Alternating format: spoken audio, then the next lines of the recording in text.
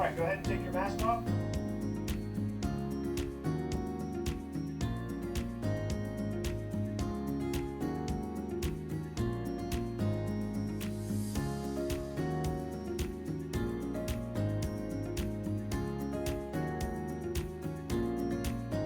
Johns Hopkins, who founded both the university and the hospital, left very specific instructions for the founding of the hospital.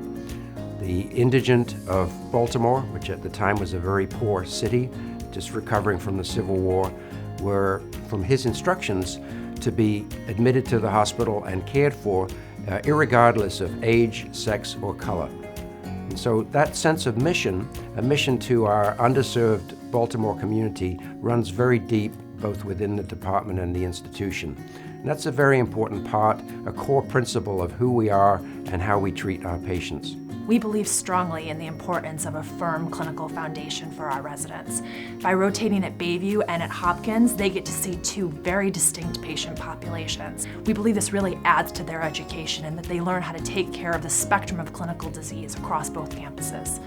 So one of the great things about Hopkins is you have the opportunity to get involved with health disparities, advocacy, and work, doing some community organizing around basic healthcare needs, access to food security in Baltimore. And that's an effort between groups at Hopkins, but also between the State Department and local organizations. And so there are plenty of opportunities to really serve our patients and people in our community, and it's important that we do so and we have the opportunity to.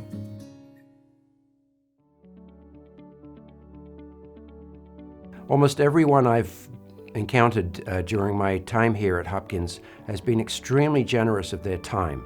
Time in mentoring, time in clinical advice, time in professional advice.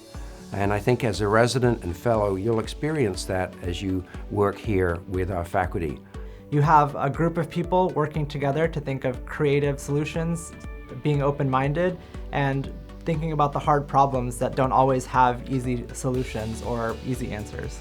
When you're working on the wards and when you're working in clinic, those faculty members are chosen because of their ability, because of their desire to teach their residents, and because of their ability to sort of interact with patients and residents in a positive manner. And I think that's what the house staff sense, is that when faculty are working with them, it's not just a job. This is not doing something that they don't want to do. They are looking forward to it. And that, I believe, makes all the difference. My residents are amazing to work with, both on the adult side and on the pediatric side, which is my home.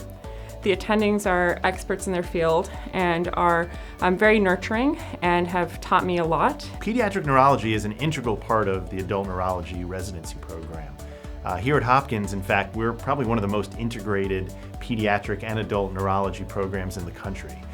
We really do see it as one large residency program, of which there are some neurology residents and some pediatric neurology residents, but it's all kind of one big family.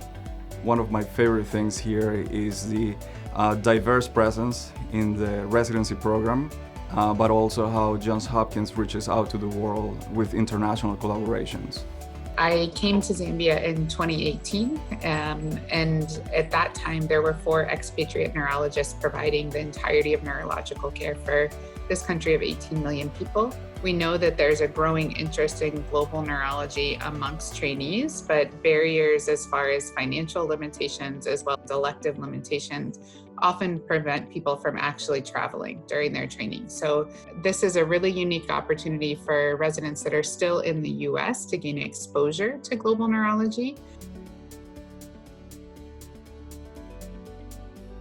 One of the things that I think really sets our residency program apart is the dedicated time that's allotted to all the residents for research or scholarly pursuits during residency. So we really focus not just on developing those outstanding clinical skills, but we provide this time and mentorship in order to kind of launch people into their fellowships and into their careers afterwards to really set them up to become leaders in the field of neurology. One of the things I love most is how much independence and autonomy I get as a neurology resident to practice neurology the way I want to, but also having a lot of support and guidance from so many incredible mentors.